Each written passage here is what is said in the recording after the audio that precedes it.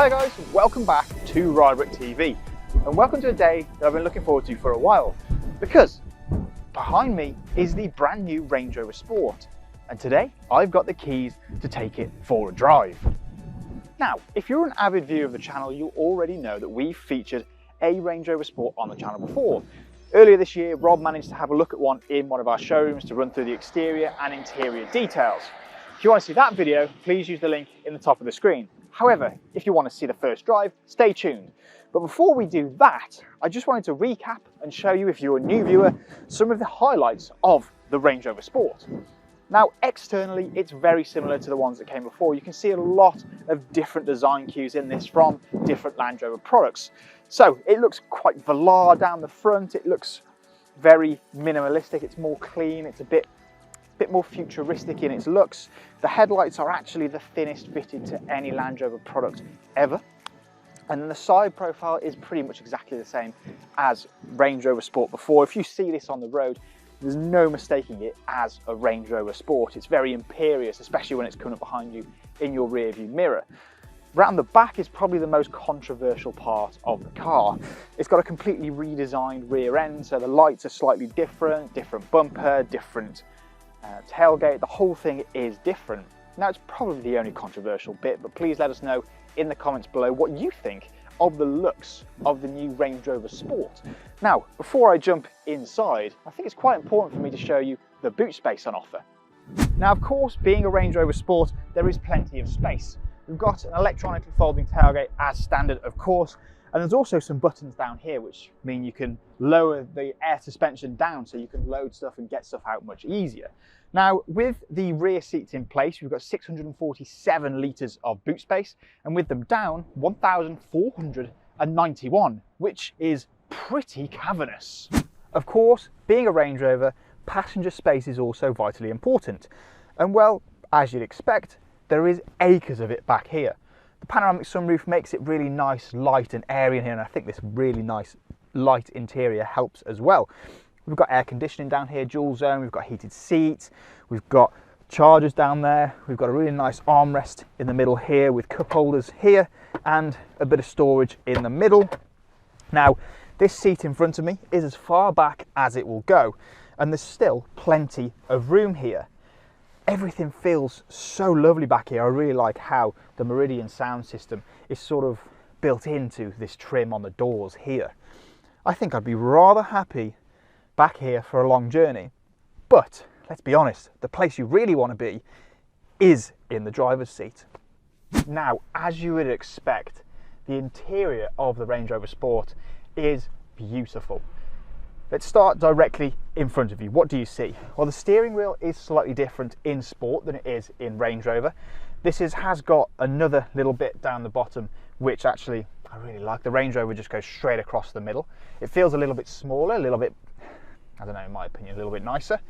Directly in front of me, we've still got the driver's display with your speed, etc., etc., with the maps and so on, which actually looks like it's sort of floating in the dashboard. Really high quality. The resolution on that is great.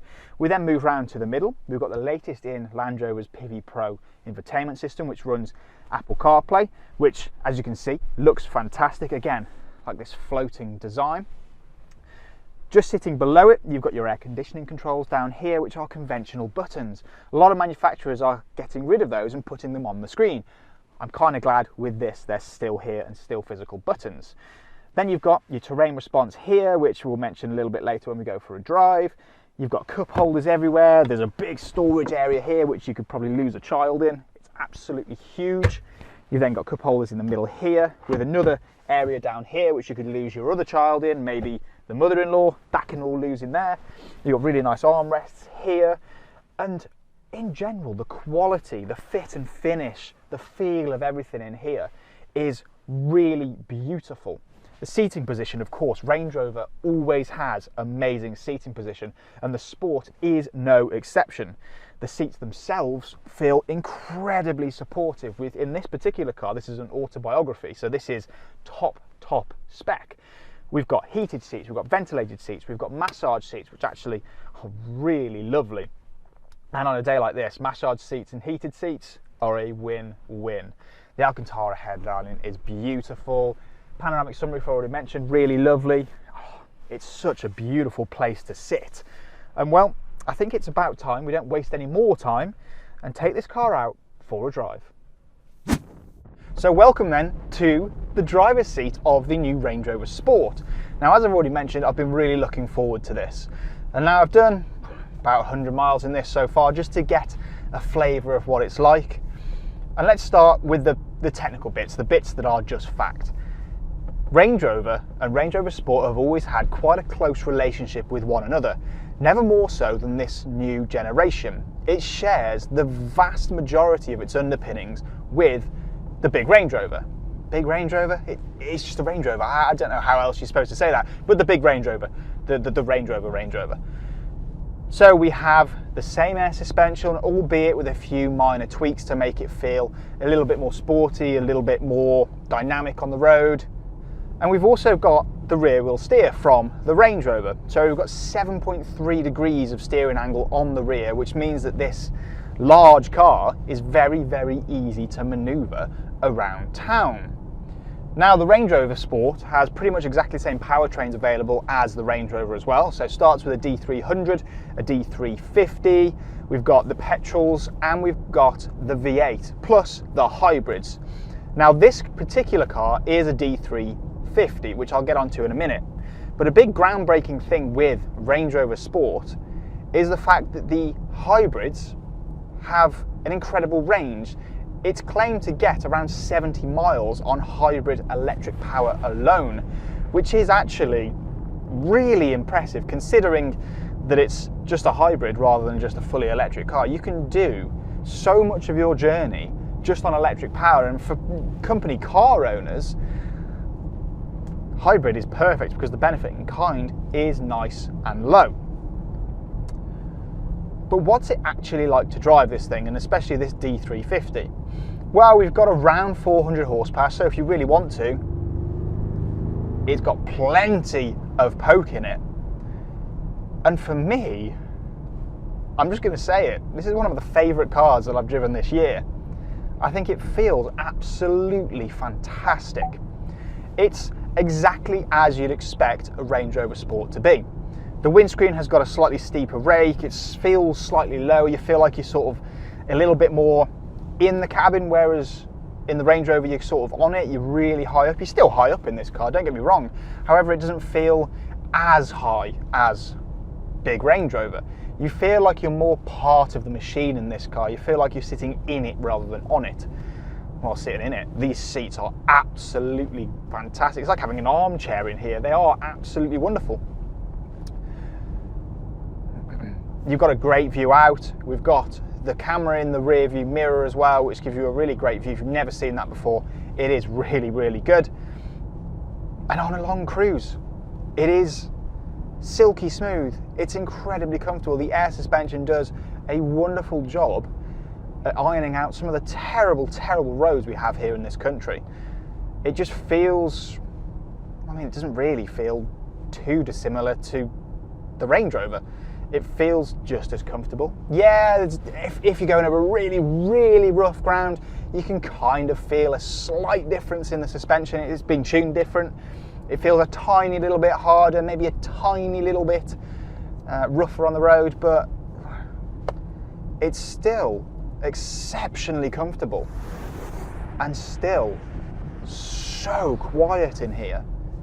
We've got the same noise cancellation system in the headrests that we do in Range Rover, and it's unbelievable how quiet it is in here. It's one of the most quiet places I've ever sat, let alone in a car. Over a long distance journey, this would just soothe you. It's amazing. It's such a great long distance mile muncher. Just some of the roads over here are just motorways, which is, to be honest, where these cars will spend a lot of time, just doing big mileage, doing commuting, doing all sorts. It feels absolutely wonderful as an everyday car.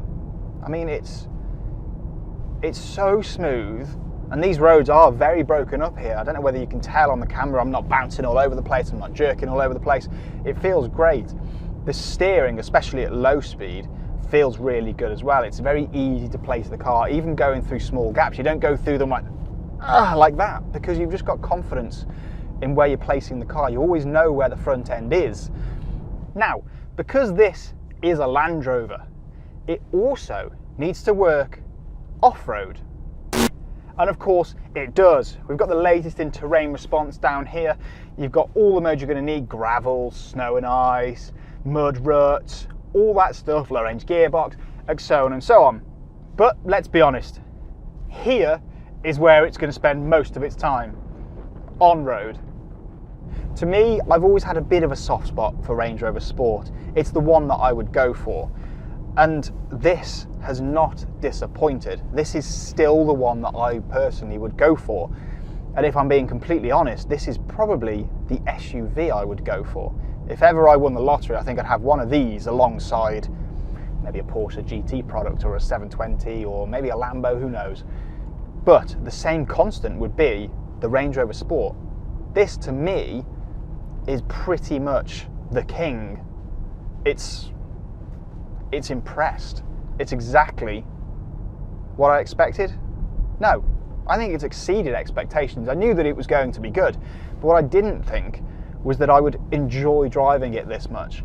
It is a pleasure to drive, and it's going to make everyday mundane journeys just feel so luxurious and so easy. It is a great place to sit with the updated systems in here, the Pivi Pro and so on, as I've already mentioned, the Apple CarPlay. The way everything feels in here, really, really high quality. It feels just like Land Rover, Range Rover have taken this car to a new level. It doesn't feel like the Range Rover's poor cousin or sibling. It feels just as high quality, feels just as luxurious. But in my personal opinion, I think this looks a little bit better. I like the lines on this. I like the way it looks. I think it's more sporty. It kind of fits me a little bit better. You may be different. But I think all in all, this new Range Rover Sport is a brilliant, brilliant product. So what are my final thoughts on the brand new Range Rover Sport? Well, it does absolutely everything. It's exceptional quality. I think it looks great and it drives absolutely beautifully. So I think it is a worthy successor to the previous one. If you want any more information on new Range Rover Sport or any Land Rover for that matter, please use the links in the description of this video to contact your nearest Rybrook Land Rover retailer. And well, I'll see you guys again next time. Please like, subscribe, all that stuff. I'm going to get out of this horrible, horrible October weather. I'll see you again soon.